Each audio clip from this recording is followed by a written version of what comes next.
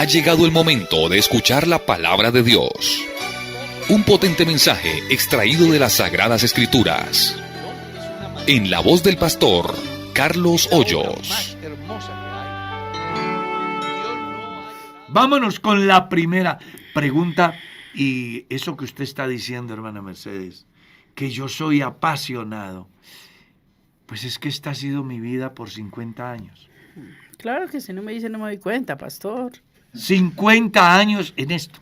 Hace más de 50 años lo distingo. Sí. Y eso hace que estoy predicando. Me encanta. Bueno, señor. El asunto es que me encanta Apenas predicar. me doy cuenta de eso. Me encanta. Y sobre todo cuando veo que Dios a través de la predicación hace una obra en alguien. Amén. Amén. Eso sí Es que esa es la Es muy gratificante. Es eso. muy gratificante. Vino a mi mente en este momento, hermana Merceditas, la primera hermana que bautizamos. Ajá. No, yo recuerdo que lloré Amén. de ver cómo Dios, a través de su palabra, hace obras extraordinarias. ¿Recuerda cuál fue la primera? Cecilia. La hermana Cecilia. Todavía está en Cristo. Qué experiencias tan lindas. Pero vámonos con la pregunta. Me pongo aquí y termino es llorando. Pastor, me escriben. No es que sea mi pregunta, ¿no? Sí, a usted le escribe. Soy una mujer casada y me siento atraída por un hermano de la iglesia.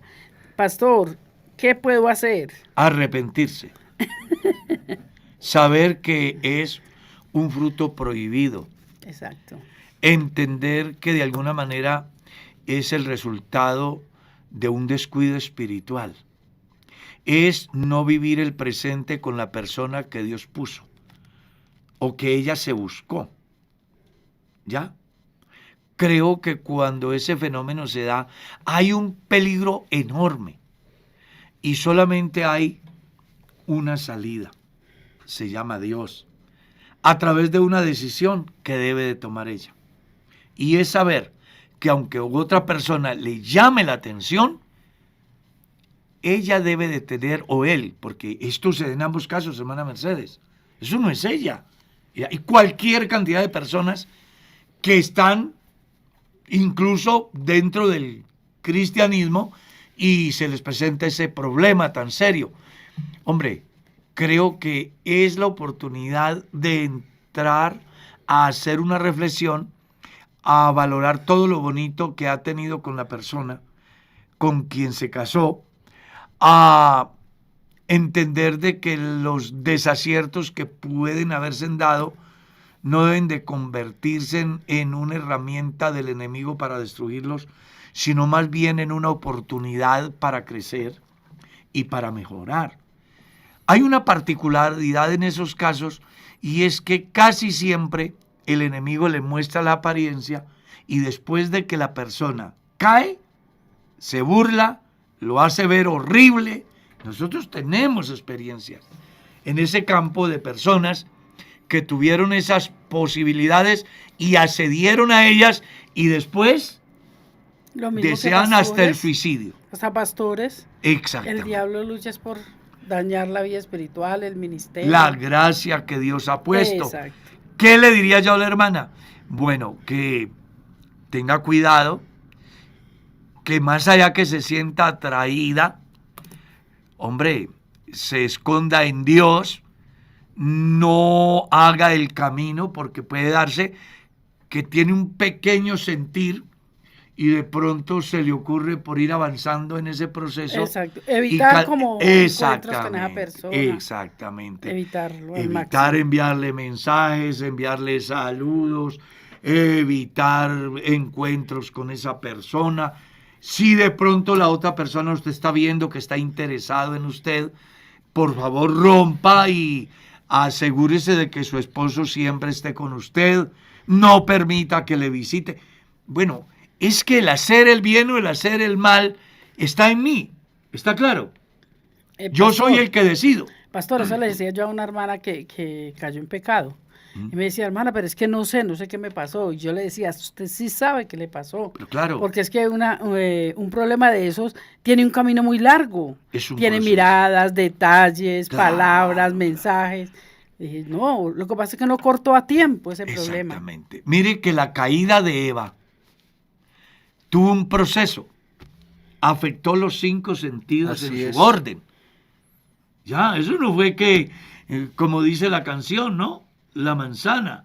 No, no, no, eso fue más allá. Es todo un proceso. Escuchó, vio, olfateó, cogió y comió. Es todo un proceso. ¿Ya? Santiago, en su capítulo 1, hace alusión a eso. Lea ese pasaje, pastor. Me parece que vale la pena. Amén. Verso 12 Dice- en lo adelante. Sí. Dice, bienaventurado el varón que soporta la tentación, porque cuando haya resistido la prueba, recibirá la corona de vida que Dios ha prometido a los que le aman. Cuando alguno es tentado, no diga que es tentado de parte de Dios, porque Dios no puede ser tentado por el mal, ni él tienta a nadie, sino que cada uno es tentado cuando de su propia concupiscencia es atraído y seducido. Entonces la concupiscencia, después que ha concebido, ¿Cree? da a luz el pecado, y el pecado, siendo consumado, da a luz la muerte. Ahí tiene. Ese es el proceso que menciona Santiago. Entonces, pare. Puede ser que la luz esté en amarillo, ¿no? Cuidado. Se cruza el semáforo. Porque no solamente daña su vida espiritual, sino que puede dañar su hogar. O a lo mejor daña a otra familia. Exacto. Y Daño no- ese problema va más allá de eso. Es mi salvación. Es mi salvación. ¿Y quién le asegura a usted que intentando encontrar, satisfacer ese presunto deseo, termine muriéndose? Yo conozco casos de esos, donde la persona en su locura termina muerta. Se le queda quieto el corazón. Es que es real, pastor. Yo conocí un caso de esos real, no es que se me ocurra, real. Entonces hay que poner cuidado, sobre todo porque somos hijos de Dios. Mi estimado pastor. Hermano Carlos, en ese mismo sentido hay aquí una pregunta. Dice, hay una hermana que quiere el divorcio porque su esposo cayó en los juegos de casino. Ella quiere el divorcio para casarse con otro. ¿Se puede? Le insistió a su esposo y él no quiere salir de esa esclavitud. Pero el hecho de que su marido sea un jugador no le da a ella para pensar en el divorcio y casarse con otro. Porque es que a mí se me hace que está jugando con dos cosas a la vez, ¿no? Y busca una justificación que se llama el juego. Pues cuando usted se casó, usted aceptó a su esposo para bien o para mal. Y si él es un jugador, pues vamos a pensar que eso está mal, porque de verdad está mal. Pero no da para que usted piense en un divorcio y piense en otro matrimonio. Eso es grave. Tiene que replantear muchas cosas en su vida y le hago saber que si a través de ese mecanismo o por esa causa usted cree que la iglesia le va a avalar, es mejor que se olvide de eso.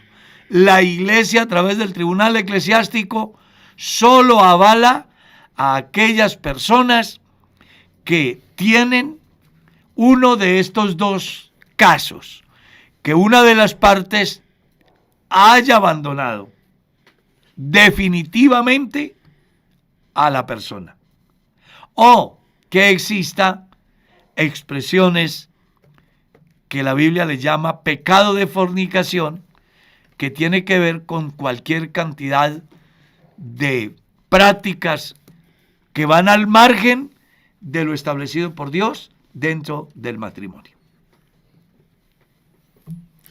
Pastor, si un pastor se divide o lo destituyen de la iglesia pentecostal, forma una iglesia aparte pero conserva la doctrina, ¿qué pasa con la salvación de las personas que integran esa congregación? las personas que integran esa congregación, si nacen de manera sana, no habrá ningún problema.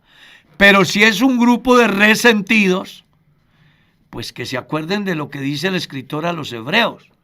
Mirad que no haya entre vosotros alguno que deje de alcanzar la gracia de Dios, Que brotando en él una raíz de amargura. amargura por la cual muchos sean contaminados. Una raíz de amargura es peor que un cáncer. Uy, sí. ¿Ya? Contamina Entonces, mucha gente. si un pastor es destituido y forma una división, pues ya está mal. Capítulo 16, verso 17 de la carta a los romanos. Os ruego, hermanos, que os fijéis en los que causan divisiones, porque tales personas no sirven a nuestro Señor Jesucristo. Léalo bien, no sirven, no sirven. Ah, no, pero es que él hace culto y él predica, pero la Biblia dice que no sirve. Porque si él amara su salvación, él aceptaría ser miembro de la iglesia sin exteriorizar su rebeldía, fomentando inconformidad en los cristianos, tratando de llevar gente tras sí para a través de ellos tener su propia supervivencia. Por eso es que el escritor dice, no sirven a nuestro Señor Jesucristo, Amén. sino a sus propios vientres. Luego, el mismo apóstol, escribiendo al pastor Tito, le dice que el que causa divisiones peca y está condenado por su propio juicio. Juan en su primera carta dice, salieron de nosotros porque no eran de nosotros, porque si hubiesen sido de nosotros, hubiesen permanecido con nosotros, pero salieron para que se manifestase que no son de nosotros. Entonces es bueno que los cristianos comprendan varias cosas.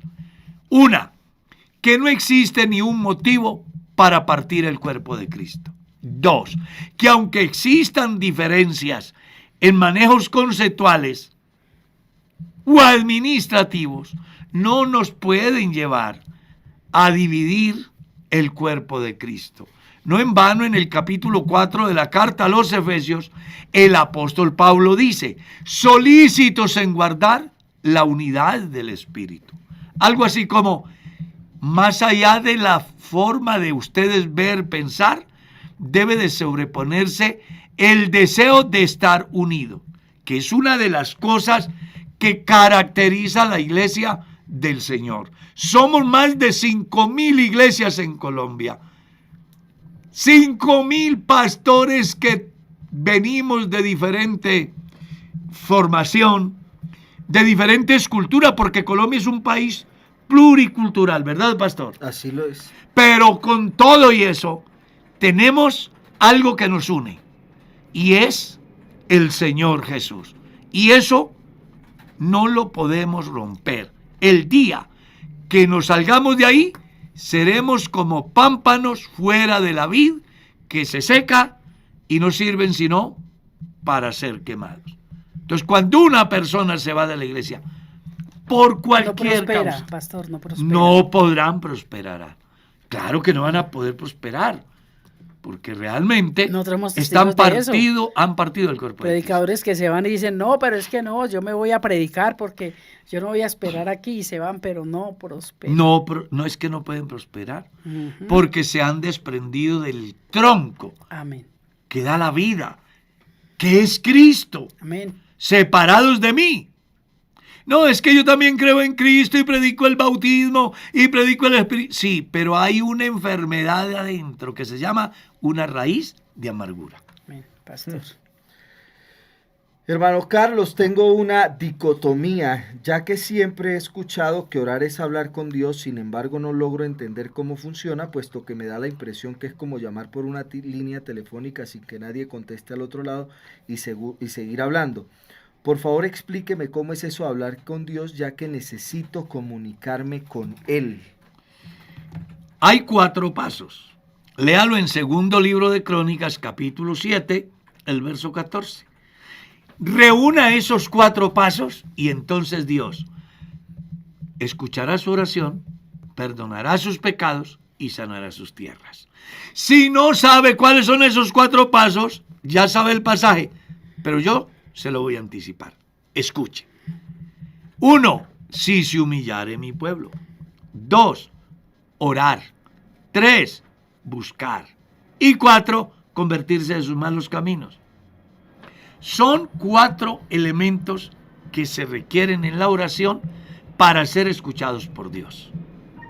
Muchas personas no alcanzan una buena comunicación con Dios porque oran, pero no se han convertido. Entonces Dios no escucha a los pecadores. San Juan 9:31. Sabemos que Dios no escucha a los pecadores. Entonces yo puedo orar, pero si no me he convertido. Yo puedo orar, pero si no busco. Yo puedo buscar, pero si no utilizo la herramienta para llamar que es la oración. Entonces, por eso están bien señalados los 4 pasos para que su oración sea escuchada y Dios perdone sus pecados y sane sus tierras. Amén. Pastor, el Señor Jesús tenía hermanos de sangre entre los discípulos. ¿Cómo debemos de responder cuando nos dicen que María tuvo más hijos? Ellos dicen que eran primos del Señor. Pero ahí entra a jugar un papel muy importante, es lo que la gente dice o lo que la Biblia dice. Exacto. Entonces, a mí me pueden decir que los hermanos de Jesús eran los tíos terceros. Pero ¿qué dice la Biblia? Pero ¿qué dice la Biblia? Entonces vamos a ver qué dice la Biblia. San Juan capítulo 2. Leamos. Fueron invitados a las bodas de Caná de Galilea. ¿Quiénes? Jesús y sus discípulos. Y también fueron sus hermanos. Dice la Biblia que después de esto descendieron de Capernaum él, su madre, sus hermanos y sus discípulos. ¿Ya? 2. San Mateo capítulo 13, verso 53. ¿No es este el hijo del carpintero? ¿No se llama su madre María y sus hermanos Jacobo, José, Simón y Judas? ¿No están todas sus hermanas con nosotros? ¿De dónde tiene pues esta sabiduría y estos milagros? Y Jesús les dijo, no hay profeta sin honra, sino en su propia tierra. San Juan capítulo 7. Se hicieron las fiestas de los tabernáculos, o se iba a hacer la fiesta de los tabernáculos, y entonces los hermanos de Jesús le dijeron, ve a la fiesta y hazte a conocer, porque nadie que hace esas señales y milagros se queda oculto. Vaya para que sus discípulos crean en ti. Y concluye el pasaje diciendo, porque ni aun sus hermanos creían en él. ¿Está claro? Cuando lee la carta a los Gálatas, Pablo da una enseñanza muy importante. Dice que quiso subir a Jerusalén con el objetivo de informarse acerca de que lo que él predicase fuera acorde a la enseñanza apostólica. Y dice que cuando subió a Jerusalén no encontró a ninguno de los apóstoles, sino a Jacobo, el hermano del Señor. ¿Está claro?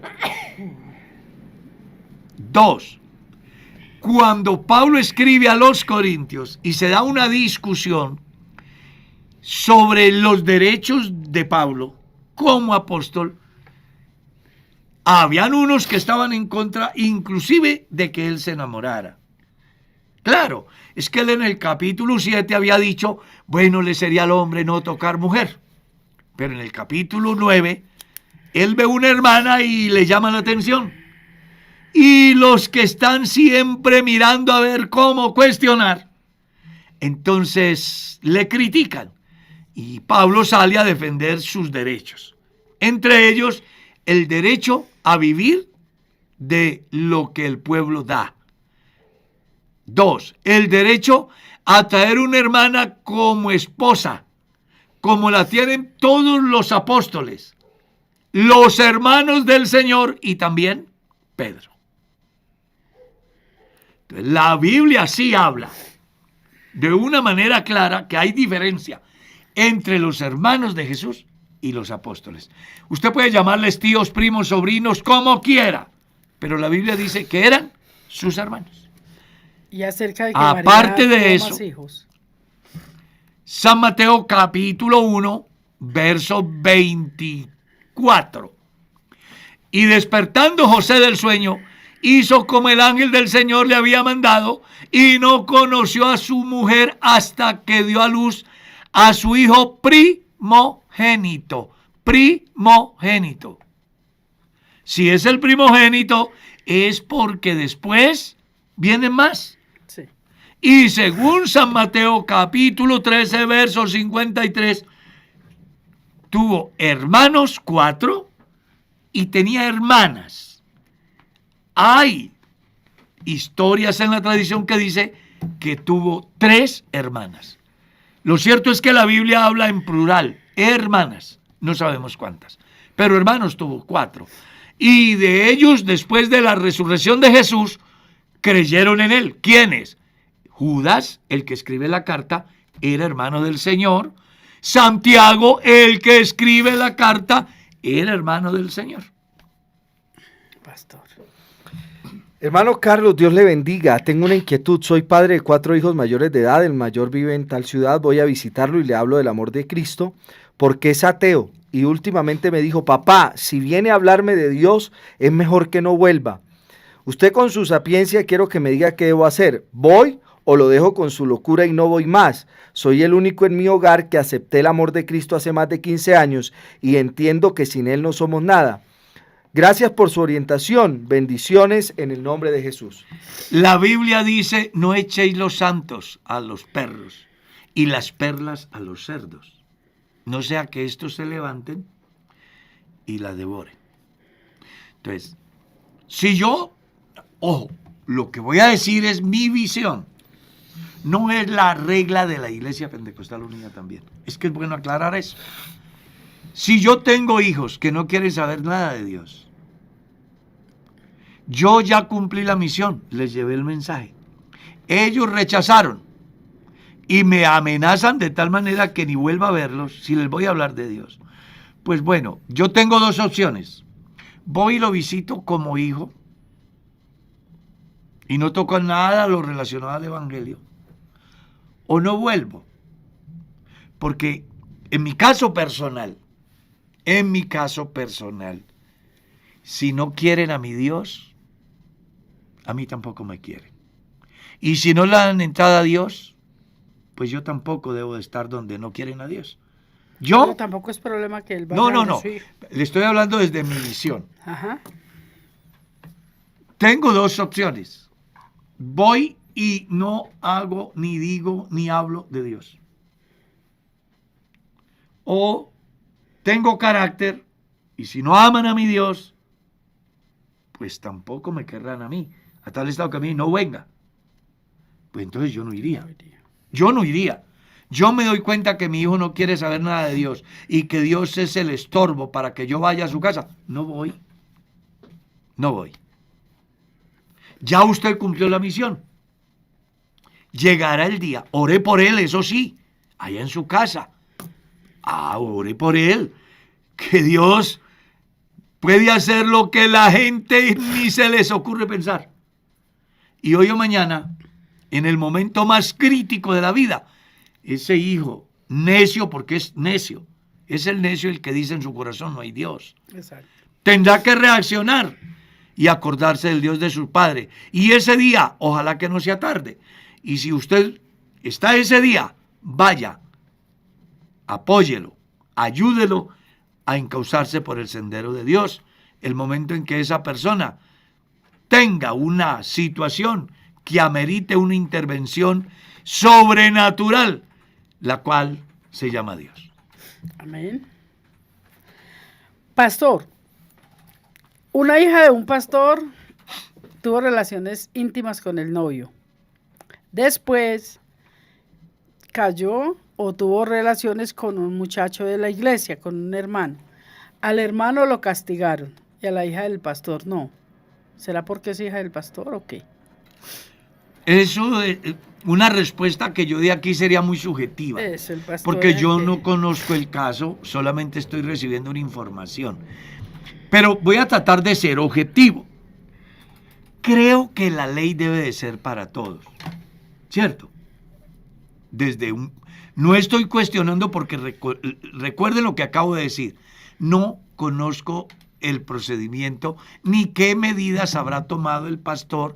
Sé que el pastor es un hombre de Dios, ayudado por Dios. Él tendrá sus razones y su visión de los fenómenos que se dan dentro de su comunidad. Él tendrá que dar cuenta a Dios. Desde mi visión, yo, pastor Carlos Hoyos, si veo que mi hijo comete tal pecado, mi deber es que si al creyente o a la creyente se puso en disciplina por tal comportamiento, pues lo menos que yo puedo hacer es poner en disciplina a mi hijo, ¿no? Eso es apenas lo normal. Pero vuelvo y repito, desconozco los móviles, porque es que una cosa es lo que a uno le dice, Exacto. otra cosa es la realidad, ¿ya? Sí. ¿Usted recuerda la historia de la gallina que se Sí, comió sí, el sí, cachito? Sí, sí. ¿Y qué pasó al final? Se comió el cacho entero. Se comió no solo el cacho, el novillo. Entonces, casi siempre en la Seguimos. transmisión oral Exacto. se deforma el evento Sí, señor. y se llega más allá de donde sucedieron las cosas. Entonces, el pastor es autónomo. Creo fielmente que el hombre es un hombre de Dios. Admiro, respeto su trabajo, pero a simple vista, pues uno diría, debe de haber disciplina para los dos. Mano Carlos, mire que amplían aquí la pregunta de anterior sobre... La anterior era el hijo que no quiere escuchar al padre, pero dice, pero en caso que sean los padres los que no quieran saber de Dios, y la palabra de Dios dice que hay que honrar a los padres, ¿qué hacer? Es que honrar a los padres es muy diferente a obligarlos a creer lo que yo creo. Honrar a padre y madre es participarlos de los bienes económicos que Dios me da en el proceso de la vida. Entonces vamos a suponer que mis padres son ateos, ¿ya? Y yo soy cristiano. Yo como cristiano debo de tener en cuenta dos cosas que me enseña la Biblia. Una, obedecer a mis padres en lo que tiene que ver con la formación dentro de los valores. Y debo de honrarlos a través de las bendiciones que Dios me da en el campo económico. ¿Cómo se honra a papá y a mamá? No solamente diciendo que son buenos padres, se honra haciéndome ver con la participación del recurso que Dios me provee. Tengo un negocio, me generó una utilidad, debo de sacar una parte para mis padres. Ah, pero es que ellos no necesitan. Es que no, la Biblia no dice si necesitan o no. Debe de honrarlos. Con poco o con mucho, pero lléveles. Honra a Jehová con todos tus bienes. ¿Cuáles eran? El fruto de la tierra, el fruto del trabajo. Honrar a padre y madre es participarlos de esa bendición Amén. económica que yo recibo a través del empleo, a través de las labores que desempeñan en diferentes campos. Amén. Amén. Pastor, ¿en qué parte de la Biblia dice que Jesucristo fundó una iglesia sobre Pedro? Y 18 siglos... Experimentico, pastor. No, es que está en el capítulo Y 16. después viene a fundar otras iglesias sobre otros hombres.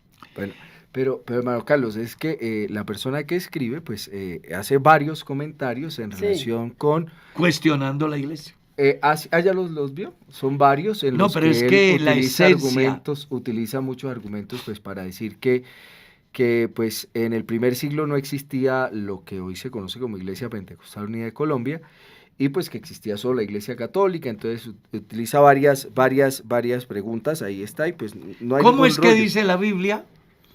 No Dicen voy que a el decir... pastor lo está mal interpretando, ¿cierto? Y que el Pero, padre... por ejemplo, hace uno que dice, cuando Pablo y Bernabé llegaron a Jerusalén, no dicen que fueron recibidos por pastores, dice que fueron recibidos por la iglesia, apóstoles y presbíteros, Hechos 15. Entonces, en cada una iglesia designaron presbíteros. Bueno, y hay otra acá donde él No, dice yo la que conozco. si ustedes fueran los supuestos verdaderos cristianos, dime cómo se llama tu iglesia en Antioquía, que viene desde el siglo I, porque en Antioquía los llamaron primera vez a los seguidores de Cristo cristianos. Bueno, habla Está como... de los hermanos de Cristo. cuestionando. Bueno, lo de Padre Luis Toro. Hay que revisar la teología del Padre Luis Toro, oye, porque Sí, es una muy persona que está deficiente. contendiendo ahí. Queremos- pero así varias cosas y no hay pero, rollo. vea, es muy importante decirle a la persona, primero, que estamos agradecidos con Dios y con Él, porque está ahí conectado, Claro que sí. ¿ya? Segundo, que la respuesta la vamos a dar de una manera objetiva, esperando no lastimar sus postulados de fe. Porque esta persona tiene una manera de creer y es respetable. Entonces vamos por partes. Si usted lee San Mateo capítulo 16, la Biblia no dice que la iglesia fue fundada sobre Pedro. Eso no dice la Biblia. La enseñanza dice Lo dice la tradición. por eso, a ver, una cosa es lo que dice la Iglesia Católica. La Iglesia Católica dice que Pedro fue el primer papa, ¿cierto? Entonces vamos por ahí. ¿Y entonces por qué los papas no se casan? Si Pedro era casado, Jesús le sanó la suegra. Comencemos por ahí. Estamos hablando bíblicamente. Pedro era casado, Jesús le sanó la suegra. Si usted cree que su religión está fundada sobre Pedro, ¿por qué los papas no se casan? Ese es un punto de partida.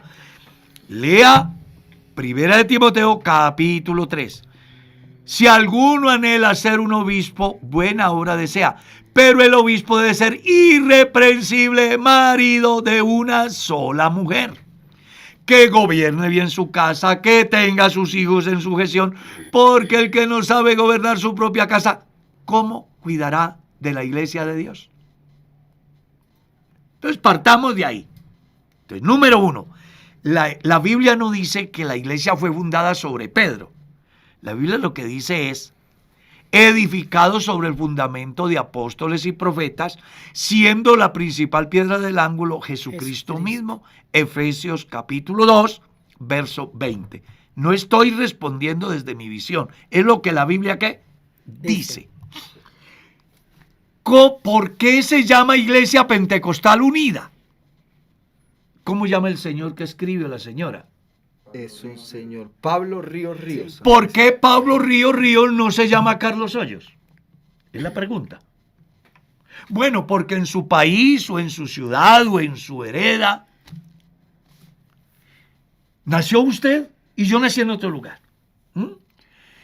El Estado requiere una manera de identificarlo y parte de un registro de nacimiento que luego se convertirá en el documento mayor de identificación ante el Estado para que pueda acceder a sus derechos, como también se le pueda reclamar sus deberes. Entonces la Iglesia Pentecostal Unida es una persona jurídica. Así es. Y como persona jurídica requiere un nombre. Como no pueden haber otros nombres, o sea, no puede haber otro nombre idéntico, por eso se llama Iglesia Pentecostal Unida, y el número de su cédula es 1032. ¿Cuál es el número de su cédula, señor? Mírelo bien, y tiene un número. Te cuento cuál es el número mío. 4470302. Con ese número, yo estoy registrado en todas las instituciones. Si hago las cosas bien y merezco un premio, me buscan a través de mi cédula. Pero si soy un delincuente, me buscan también a través de mi cédula. Si la iglesia se llamara simplemente iglesia, pues no podría tener un número a través del cual el Estado le haga un seguimiento acerca de sus derechos y sus deberes. Por eso se llama Iglesia Pentecostal Unida de Colombia. En Colombia. En el Ecuador se llama Iglesia Apostólica del Nombre de Jesús. En España y en Europa se llama Iglesia Pentecostal Unida de Europa. En Estados Unidos se llama Iglesia Pentecostal Unida Latinoamericana. ¿Está claro? Los nombres de la iglesia en los diferentes países sufren variables en razón a que ya existen otras organizaciones que tienen un nombre idéntico y no se permite. Es que es tan simple. Fuimos a establecer la Fundación Kennedy Gospel. Preguntamos y uno de los requisitos es que no haya otra que tenga el mismo nombre. En Colombia hay muchos Carlos Hoyos, ¿sí? Pero no pueden tener el mismo número de identidad. ¿Ya? Yo fui a Estados Unidos, en inmigración, miran mi nombre y me dicen, venga que necesitamos porque su nombre está como complicado. Pues como yo no debo nada, fui a donde me llevaron. Comienzan a mirar quién es Carlos Hoyos y a través de mi documento descubrieron que no era el otro malandro que tiene prohibida la entrada a Estados Unidos. Entonces, el número y el nombre lo que hacen es identificar al individuo o a la organización ante el Estado para que así esa persona o esa organización tenga derechos y tenga deberes. Amén. Amén. Pastor, hay un hermano que ha hecho la misma pregunta, pues creo que está muy preocupado. Dice, pastor, caí con una mujer casada en la iglesia, pero soy soltero. Pues él lo que tiene que hacer es, número 1, arrepentirse de haber accedido a un lugar prohibido por Dios. 2, aislarse por completo. Exacto, romper toda comunicación con ella, sí. y ser leal. Porque también a veces los seres humanos tenemos ese fenómeno de deslealtad. Si por alguna circunstancia no conozco el móvil, ni tampoco lo voy a justificar. Pero puede darse una calentura, yo qué sé. Hoy se da cuenta de que por ahí no es el camino. Pues rompa esa relación. Si le toca irse de su pueblo, váyase. O dejar de asistir a... Exactamente. Hay otras congregaciones, busque un lugar donde pueda estar en paz con Dios. ¿Ya? Y no sea desleal, no vaya a dañar la imagen de la persona que confiándose en lo que usted le argumentó, cayó. En mi tierra se dice, el hombre propone y la mujer dispone.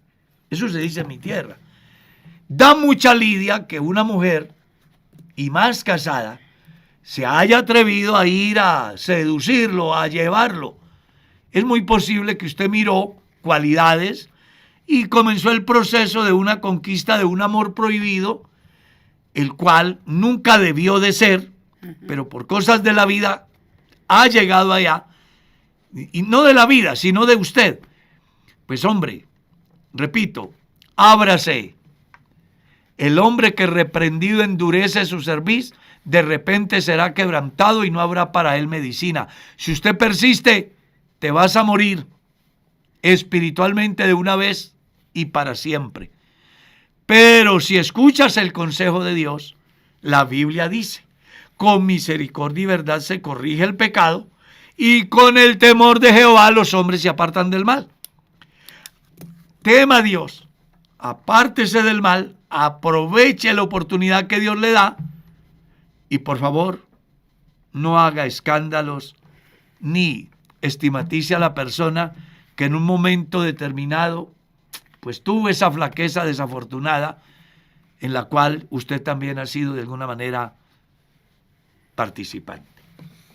Hermano Carlos, ¿qué debo hacer con la familia de mi esposo que tienen un hermano enfermo de ansiedad y depresión, pero ellos dicen que es un espíritu y buscan personas que dicen ser de Dios, pero hacen cosas extrañas? ¿Qué debo hacer, pastor? ¿Qué les debo decir? Lo primero, que la ansiedad y el estrés no es un espíritu, es un fenómeno natural que se da en razón a dos cargas, una la del ayer y otra la del futuro. Y eso ha hecho de que esta personita no disfrute la bendición del presente. Entonces, aquí lo que tenemos que aprender es a aceptar cositas simples, como decía yo en estos días en un programa con las psicólogas, ¿no?, que tuve aquí, que los seres humanos deben de aprender algo de una manera natural, lógica, y es: si un problema tiene solución, yo no me debo de preocupar. Tiene solución. Y si el problema no tiene solución, no me debo de preocupar porque no tiene solución. El problema es la enfermedad que me diagnosticaron y me dijeron que me va a matar. Y si a esa enfermedad le agrego la psicológica, entonces ya no es una. Son dos enfermedades. Siempre será más fácil vencer a uno que vencer a dos. Entonces yo lo que tengo es que aceptar que tengo la enfermedad, que voy a hacer lo que tengo que hacer, que voy a disfrutar cada instante en todos los aspectos de la vida que me permiten mis valores cristianos, y entender que hay una ley inevitable que se llama la muerte, que vendrá un día, no sabemos cómo, ni cuándo, ni de qué. Porque mire que a pesar de que le hayan dicho que usted va a morir de X enfermedad, es muy posible que no muera de eso. Muere en un accidente de tránsito. ¿Ya? Muera en un sinnúmero. Por ahí había un programa muy interesante que decía 1000 maneras de morir. No sé si usted lo vio. Sí. ¿Cierto? No lo volvieron a pasar. Pero era muy interesante. Porque uno casi siempre piensa que uno va a morir de lo que el médico dijo, o de lo que la herencia genética que traigo. Y resulta que no. Uno no sabe de qué va a morir. Entonces, yo debo es de aprovechar cada instante. Porque aunque el diagnóstico me dice que la diabetes me va a matar, es muy posible que bajando ahora la escalera me ruede y me desnuque, por ejemplo. Entonces, esto lo hago como para que reaccionemos. Sí. ¿Sí? ¿Recuerda la terapia en el hospital?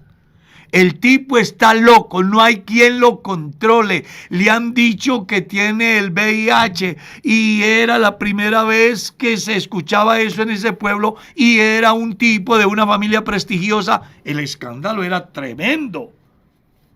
No hubo psicólogo, llamaron el psicólogo, llamaron el cura, llamaron el trabajador social, los médicos. El tipo no. Entonces llaman al pastor. Por último, al pastor. Cuando y era Carlos Hoyos. Era yo, con esta timidez que me caracteriza. Cuando llegué allá, me acerqué a hablar con él, el tipo explota, él está desesperado. Y le dije: venga, ¿y quién le dijo a usted que va a morir del VIH? Ahorita sales, te atropella un bus y no mueres del VIH.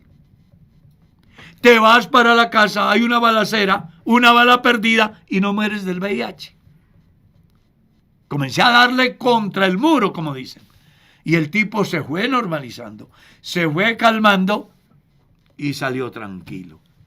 6 meses después me llama de Venezuela, diciendo: pastor, habla con fulano de tal, si recuerda que usted fue al hospital, que yo tenía este problema. Sí, señor, cuénteme cómo está. Estoy feliz, Dios trató conmigo, recibí a Jesucristo. La enfermedad era psicológica. Claro, me bauticé y ahora fui a una prueba y salí negativo. Bueno. Entonces, mire que eso del estrés y la ansiedad viene por esos fenómenos. Están pensando: ¿y qué van a decir de mí mañana? O sea, pensando en el futuro. Cuando tiene un plato de frijoles para comerse bien bueno. O una esposa para abrazar y decirle te amo. O unos hijos para valorar. O vive pensando en lo que dejó de hacer. Si yo hubiera hecho, yo porque lo hice, cuando lo que debe de dividir es un momento. Entonces, si usted quiere tener paz y no sufrir de estrés ni ansiedad, hay un lugar donde usted puede descansar. Jesús Amén. lo ofrece hoy. Vengan a mí los que están trabajados y cansados, que yo los hago descansar. Amén. El que tenga estrés o el que tenga ansiedad, dígale hoy adiós a todos esos fenómenos y descanse en Jesús. Que eso viene porque usted se siente incapaz de superarlo, pero hay uno que resucitó para que usted pueda. Ríndase a Él, entregue la carga y despreocúpese de lo demás. Al final, Dios tiene el control. Amén. Pastor, me siento muy triste porque en la iglesia no me tienen en cuenta para servir a Dios. Y yo quisiera servir a Dios en el altar. Pero yo veo que hay muchos hermanos que siempre los utilizan en la iglesia. ¿Qué me aconseja, pastor? Hay varias cosas que la hermana o persona debe de saber. Una, si yo tuviera ese problema, con el pequeño conocimiento que tengo, me acercaría al pastor y le diría: pastor, la verdad, yo vengo caminando con Dios y quiero ser útil en algo. Yo estoy dispuesto a hacer algo para Dios. Esa sería una. Aclaro, no teniendo el conocimiento que yo tengo. Pero con el conocimiento que yo tengo, yo miraría las cosas desde otro punto de vista por 2 o 3 razones. Una, la figura altar viene del tabernáculo. Nosotros no estamos bajo la ley, estamos bajo la gracia. Eso de que sirve en el altar, eso es un concepto de tradición. No es bíblico para el tiempo de la gracia.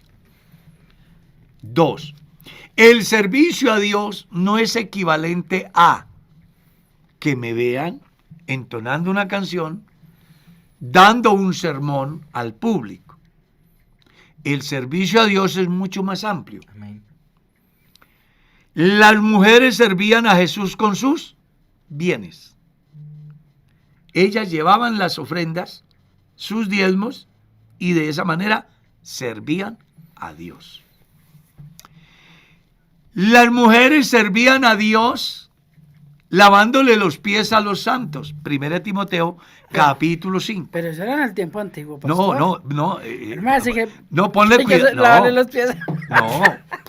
No, es que es muy importante y es muy bueno lo que usted hace, porque me da la posibilidad de aclarar. Es que cuando usted lee el capítulo 5 de la 1 de Timoteo, habla acerca de las viudas que aprenden a ser ociosas, y no solo ociosas, sino chismosas, andando de casa en casa y interviniendo en lo que no deben. Eran algunas que buscaban el beneficio económico de la iglesia sin reunir unos requisitos. Entonces Pablo dice: las viudas que merecen ser tenidas en cuenta son aquellas mayores de 60 años, ¿ya? Y no cualquiera, que haya criado bien a sus hijos en el temor del Señor. No es que mi hijo es marihuanero, es sicario, es ladrón, es jíbaro, y entonces hay que ayudar a la viuda porque tiene 60 años. No, señor. Es una mujer que haya dado prueba de que supo direccionar su familia después de que quedó viuda. 2, que haya lavado los pies a los santos. ¿A cuáles? A estos apóstoles que, cumpliendo la misión, llegaban cansados, y esas viudas piadosas tenían un recipiente lleno de agüita caliente para que ellos pudieran lavarse en sus pies y descansar. ¿Ya? Entonces es muy importante que se tenga en cuenta esos aspectos. ¿Está claro? Amén. Hermano Carlos, dice: si el pastor le dice a un hermano que es fanático, porque este hermano le comenta lo siguiente. No, pero espera un momentico. que me parece que hace falta hacerle una buena conclusión a la pregunta. Ah, bueno. Sí. Sí, me parece. Entonces, qué bueno que usted comprenda, usted que tiene la inquietud, que usted sirve a Dios cuando alguien necesita que oren por él. Que usted sirve a Dios cuando visita un enfermo. Que usted sirve a Dios cuando lleva un mensaje de esperanza a alguien que está desmoralizado. Que usted sirve a Dios cuando lleva sus ofrendas. Que usted sirve a Dios cuando canta la canción "Cuán grande es Él". "Oh, digno eres, Señor", porque está desempeñándose en el Cuando da momento un consejo. de la adoración, de la alabanza, del reconocimiento. A aquellas personas que participan de una actividad donde ellos direccionan una reunión, no son más importantes que usted, que está haciendo un trabajo que posiblemente no es visible, pero que Dios sí lo ve. Amén. La viuda que menciona Lucas tenía más de 100 años y servía a Dios de día y de noche. ¿Cómo hacía? Orando y ayunando y confiando en la promesa de la venida del Mesías. Yo sé es que ya está, pero antes de eso yo quería, y no sé si usted comparte conmigo esa posición, yo creo que nunca se hizo con mala intención, pero generar como una separación entre la actividad diaria del cristiano y su actividad dentro del culto generó una idea, yo creo que Es una terminó tradición. dañando sobre que es que yo sí sirvo a Dios es con lo que hago en la iglesia. Qué bueno entender que aún mi ocupación, mi trabajo, mi actividad diaria es una forma de servir a Dios y que debiera entender que eso que yo hago, pongámoslo, si yo vendiera en la calle, es una forma de glorificar a Dios a través del servicio que hago a otros, con mi trabajo, con mi conocimiento. Pero como creamos esa división, hay gente que le ha hecho daño, ¿no? Así Creer es. que es que solo sirvo a Dios si estoy en el altar, si participo de una Que entre actividad. otras Se canta, cosas está predica. fuera del contexto. Por eso sí, pero yo digo que no, factiblemente no fue con mala intención No. que creamos esa separación, pero ha generado algún daño en algunos. Alguna controversia. Sí, porque a mí me han preguntado que si yo no sirvo a Dios. Me dicen, hermano, ¿usted no sirve al Señor? No, con hacerme el desayunito.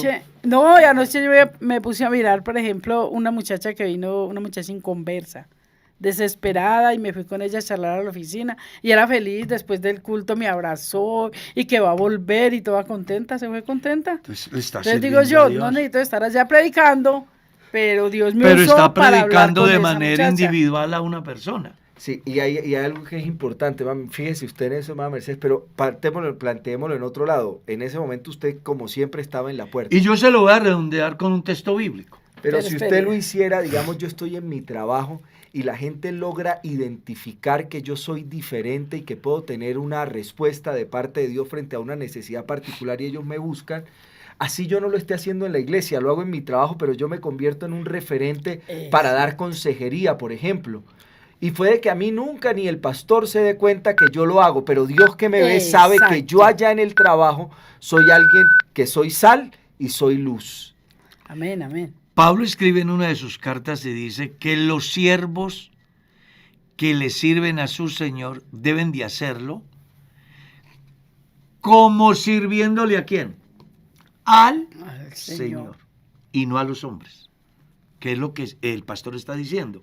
Cuando yo desempeño una actividad de una manera correcta, leal, íntegra, sirviendo a mi prójimo, estoy sirviendo al Señor.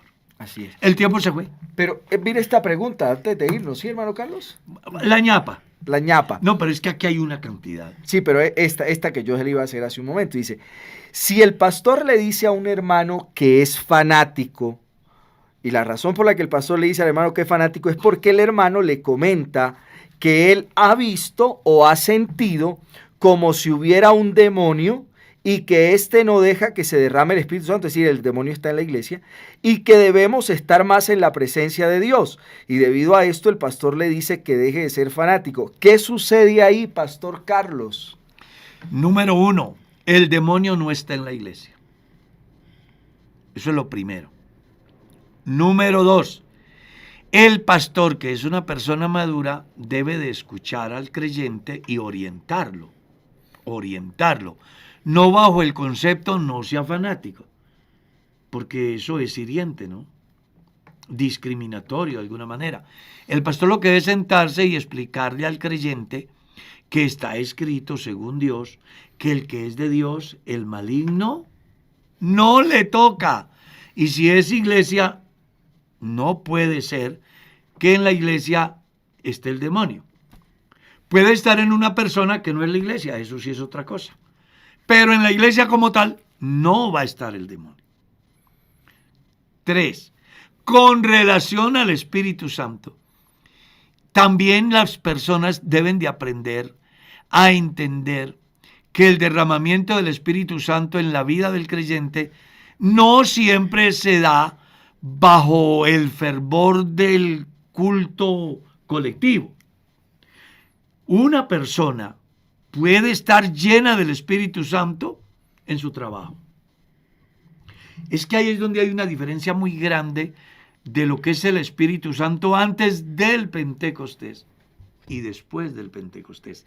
Antes del Pentecostés, el Espíritu Santo en la persona de Jesús estaba con ellos, porque Jesús es el Espíritu, ¿no? Eso es lo que dice Pablo en la carta a los Corintios. El Señor es el Espíritu, y donde está el Espíritu del Señor, allá hay libertad. Los discípulos tenían al Espíritu Santo en persona, con ellos. Pero él dijo, es necesario que yo me vaya. Porque si yo no me fuera, entonces el Espíritu Santo no vendría a vosotros.